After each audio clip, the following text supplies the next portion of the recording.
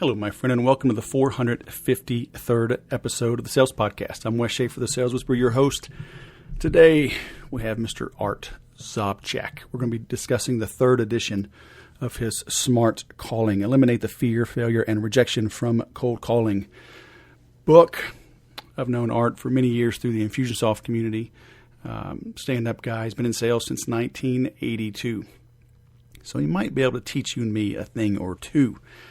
And thanks for tolerating my absence. Came back from my 3-week tour of the southwestern U.S., and 8 out of 9 of us brought back the coronavirus. So I was in bed for a week. Fun. But other than a nagging cough, we are officially healed, recovered. And, I wouldn't recommend you go get it. I wouldn't recommend you go get a cold. But based on how we handled it, it is true what we've seen in the media. Young people handle this a lot better. My wife handled this like it was nothing. And I had sinuses for a week, then a fever kicked in on Saturday, and then had a fever until Thursday morning. But 2 ibuprofen would knock it out for 12 to 14 hours at a time. I was able to keep working. I actually did this interview on my 3rd day of having a fever. So, you may be able to tell I'm not quite as chipper on that interview, but I really didn't feel that bad. So, respect the virus. Don't fear it. It's time we get on with living. Okay? It's time to pick up the phone. And I've had a couple folks on, had Jeb Blunt on. We talked about this. People, I think, now are more receptive to having conversations.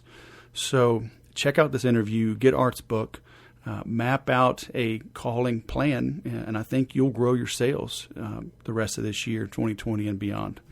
If you want some help with that, if you want to streamline it, then join me, 30-Day Sales Growth, 30daysalesgrowth.com.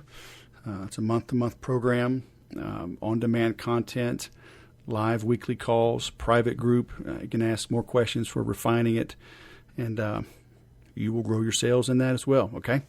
30daysalesgrowth.com. Now, let's bring on Art. Art Sobczak, the man, the myth, the legend, coming out with an updated version of Smart Calling. Welcome to the Sales Podcast, man. How the heck are you? Wes, thank you so much for having me on. I am just doing great. I knew I would regret letting you buy me all that bourbon. You got me in a compromising position. I was wearing a University of Alabama T-shirt, and you took a picture, and now you blackmailed me into having you on the show, man. Look, cold calling is dead. Why are we even talking? Can you burn that picture and we'll just end this interview? Come on. So I have multiple copies of that picture. It's up in the cloud. But cold calling is dead. Yeah. Well, here's the thing.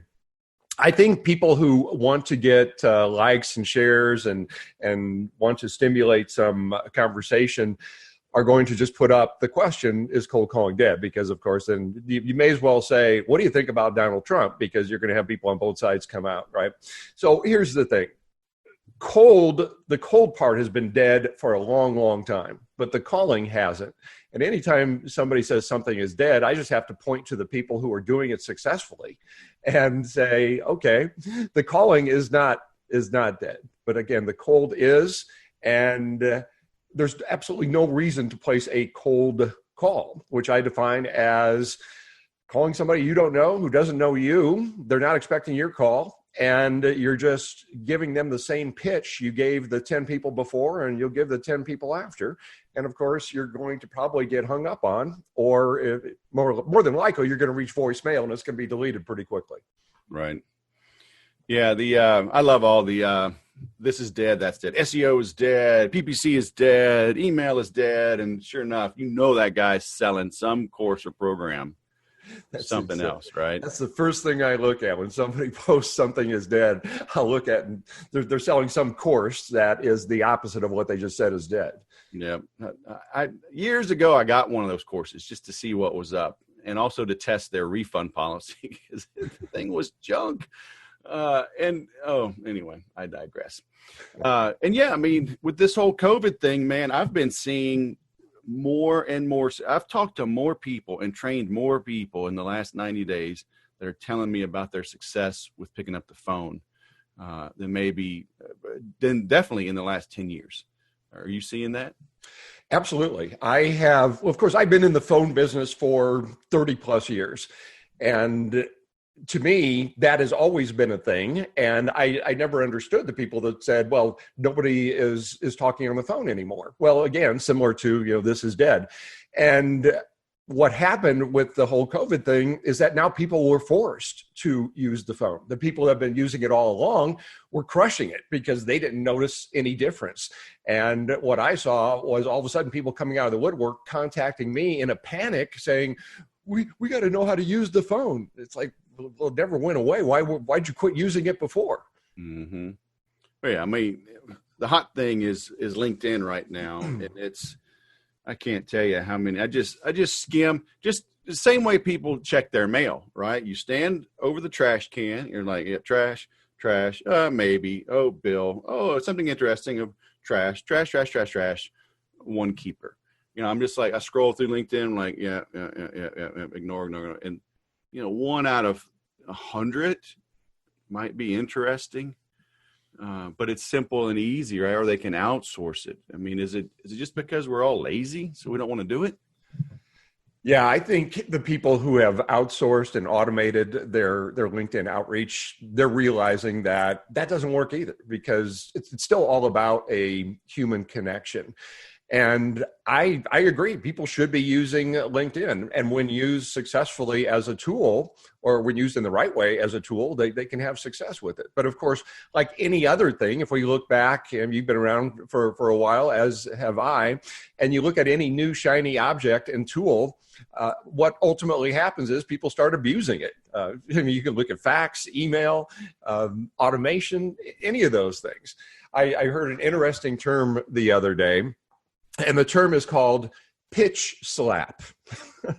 And what that is when you get a connection request and you go, okay, you accept it.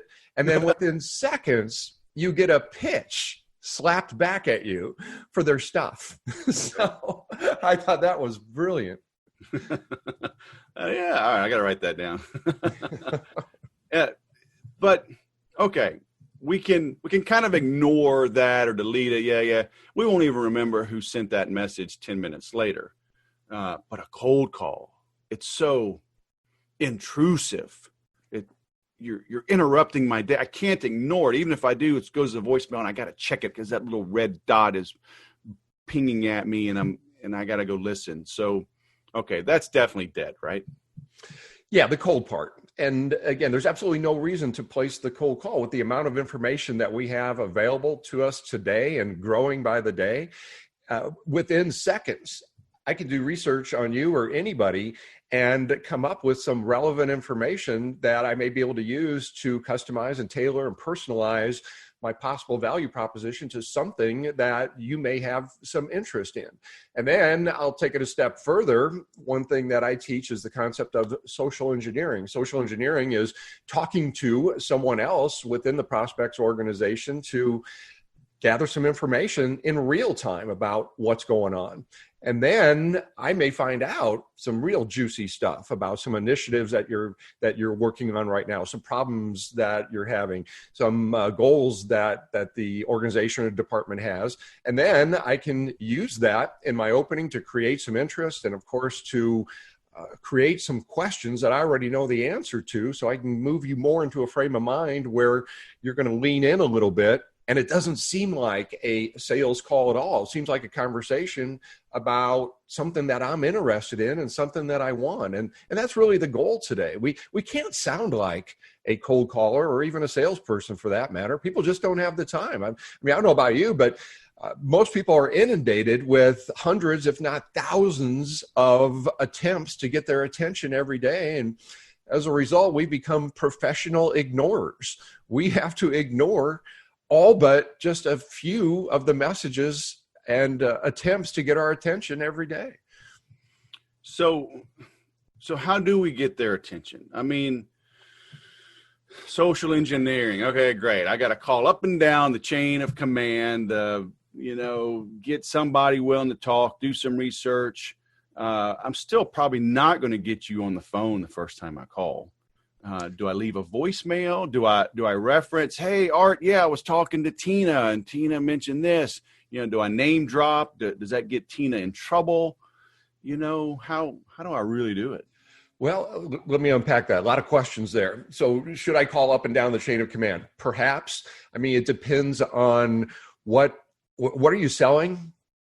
How big is the potential opportunity here? What kills me, Wes, is when somebody makes generalizations in sales. Like sales is just this one thing. It takes you 10 attempts to reach 25% of the buyers, and you got to close 10 times. It's like, well, wait a minute. I mean, not everybody's doing the same thing. Sales is a big, broad term. So what should we be doing as far as social engineering? Well, it could be as simple as talking to an executive assistant when I'm trying to reach the decision maker. Or if I'm selling enterprise level software, that could be a 7-figure deal. I'm going to take a little bit more time, and I might be calling into different departments asking questions. And then should we reference who we spoke with? Well, yeah, if relevant. So for example, in my case, I might say, hey, Wes, I was talking to one of your sales reps, Mike, and he mentioned that you have a cold calling initiative here. You need to bring on X amount of new logos, and you're having a real challenge. They're having a real challenge getting to decision makers. Well, what we do is, okay, now, another part of your question was, will that person get in trouble? And that's a question that I get quite a bit. It's like, well, will that person get in trouble for divulging information? Number one, in all my years of doing this and recommending this, I've never heard somebody say they got in trouble or they got somebody else in trouble because they dropped somebody else's name. And then I tell them, if you ever do get that question where somebody says, well, who gave you that information, or why were you asking for that information?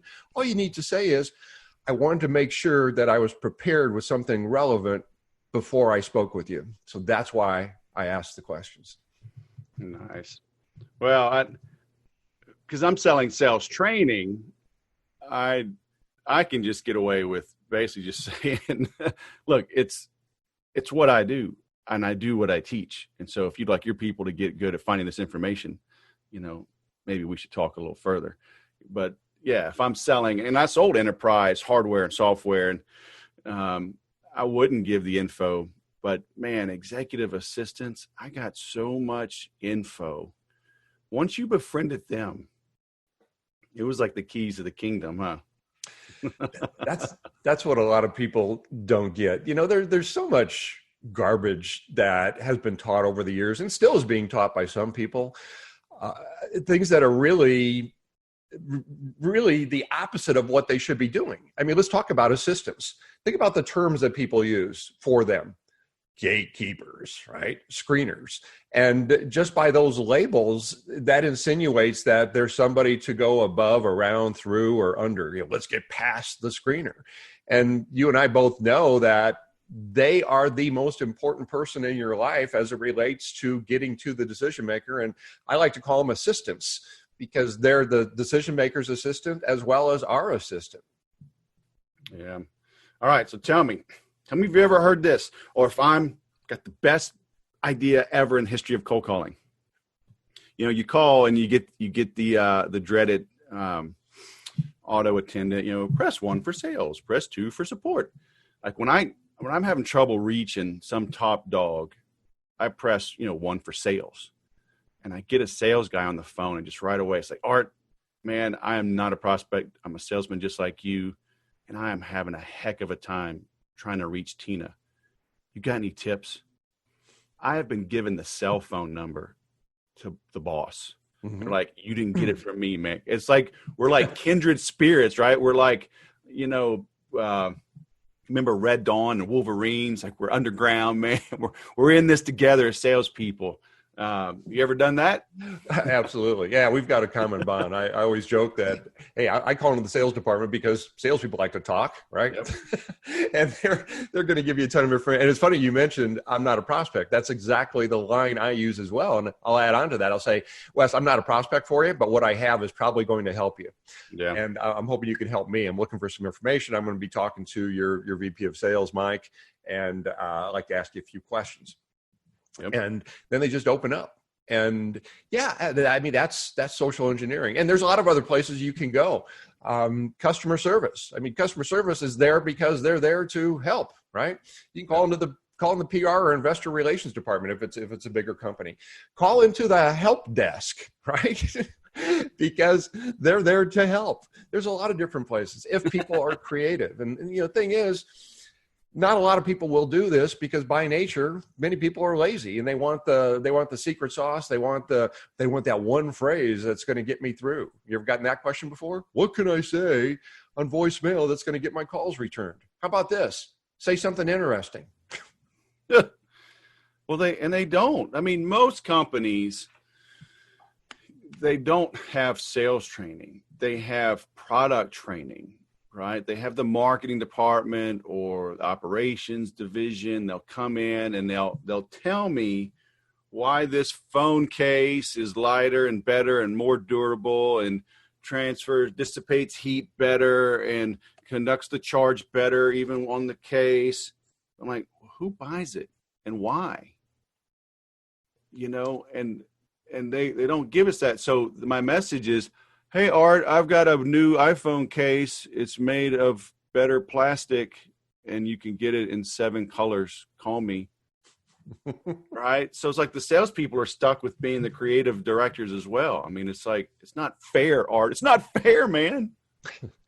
I know it. And again, I've seen that so many times. And I always tell companies that don't have product training, have product application training, which always has to start with, like what you said, who's buying it and why would they want it and how are they going to use it? And I joke about this is the feature, this is the benefit, and sometimes they put advantage in there somewhere.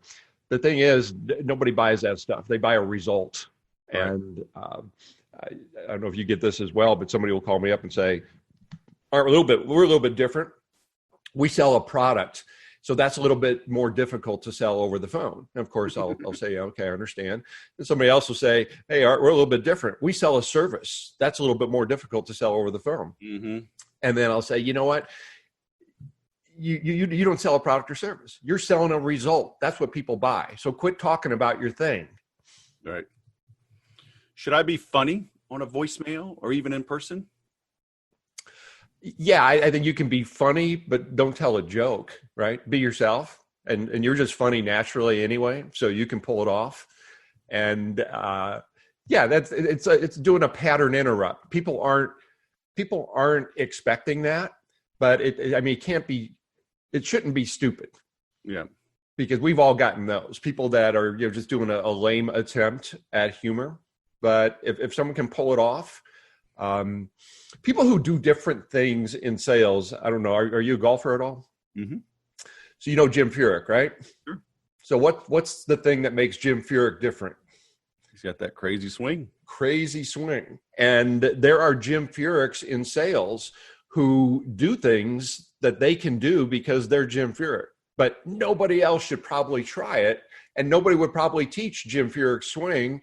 And the things that they do, I certainly wouldn't teach, but they can pull it off and it works for them.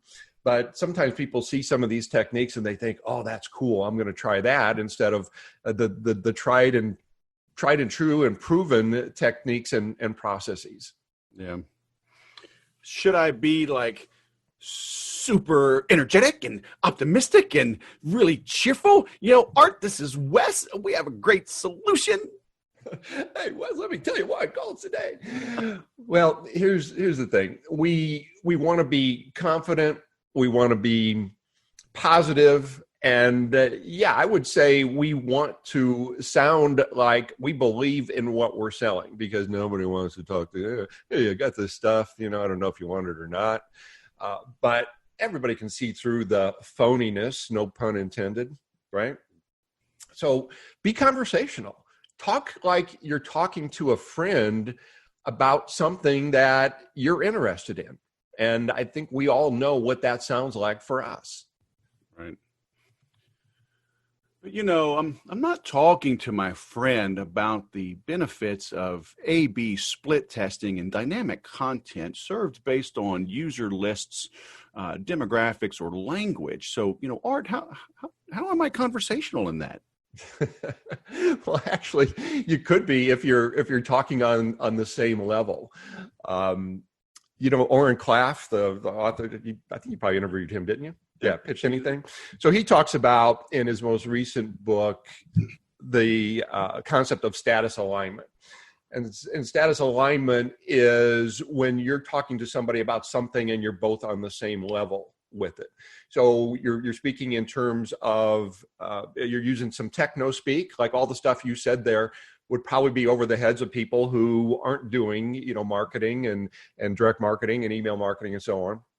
But somebody who's doing that every day, yeah, they're going to know exactly what you're talking about. So you're in status alignment on that. And when you're speaking about that, I think you could be doing it in a conversational way.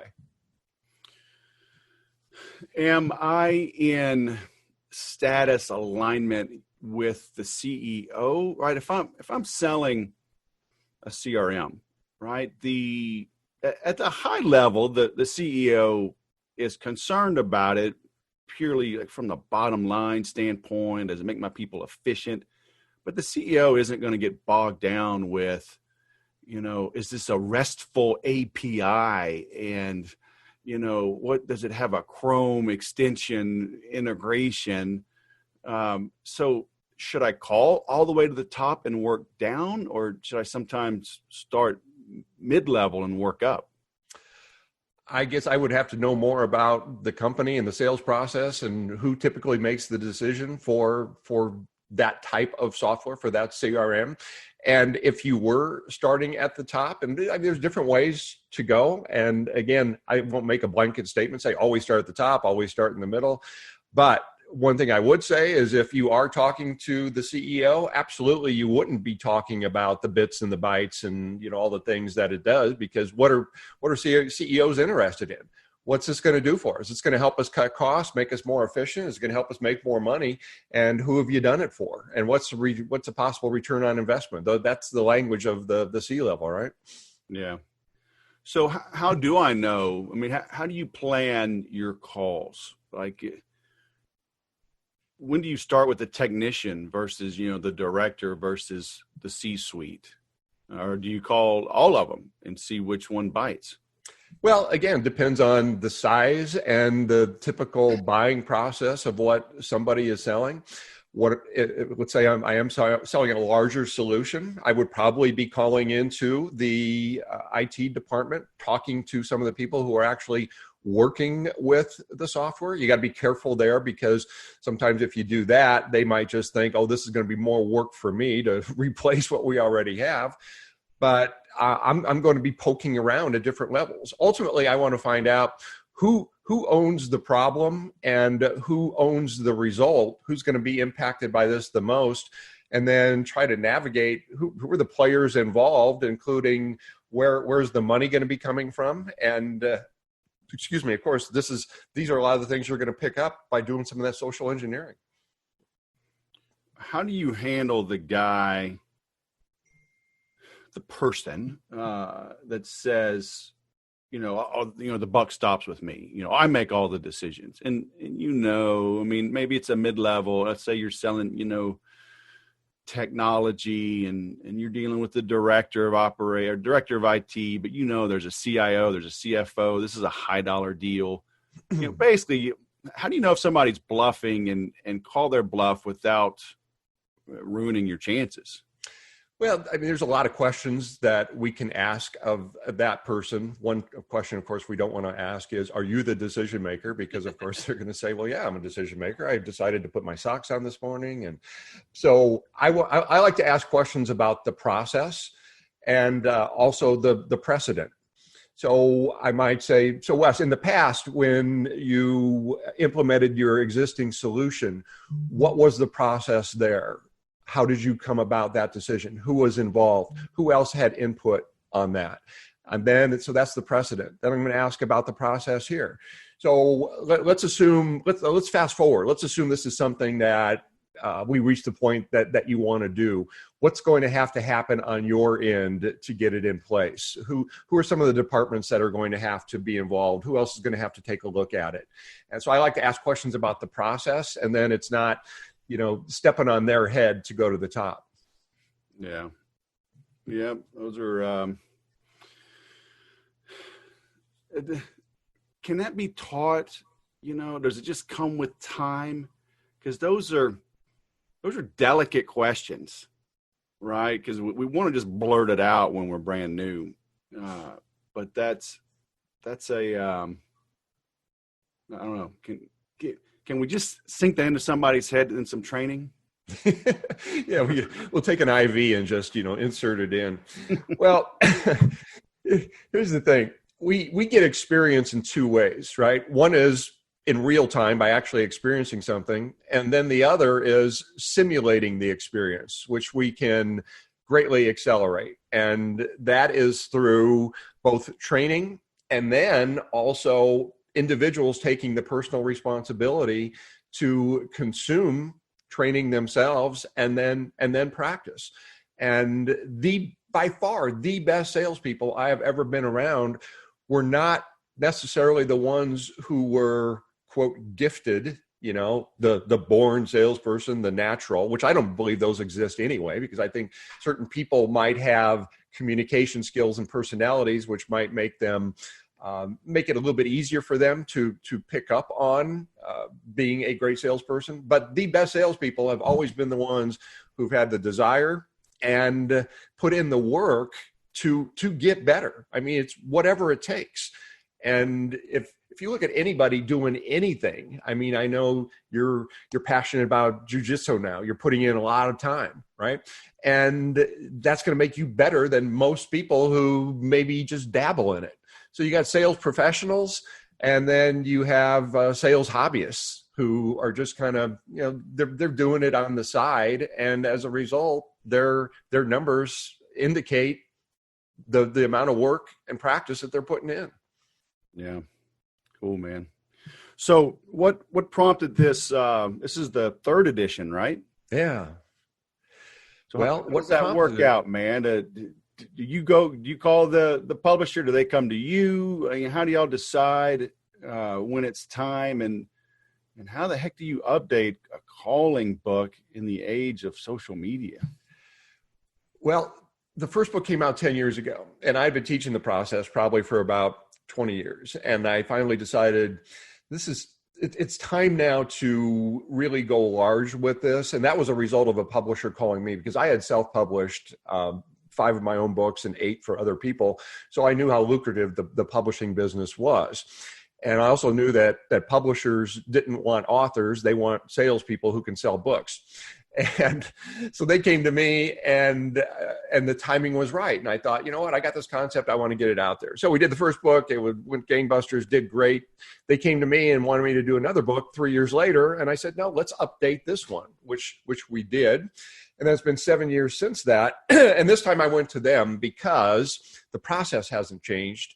What has changed is a little bit with the technology. So there's more ways for us to get information, which is amazing. And there's more ways for us to connect, not just do what social selling, whatever that is. I'm not quite sure, because I thought all selling is social. But there's a lot of ways for us to use social media to both connect and communicate.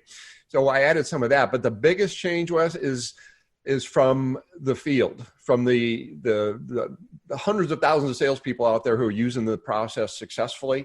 And I just had files and files of success stories and tips and the spins that people put on it themselves using their own words.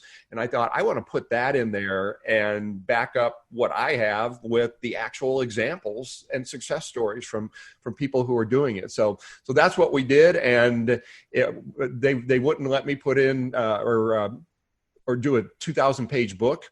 So, they're kind of funny like that.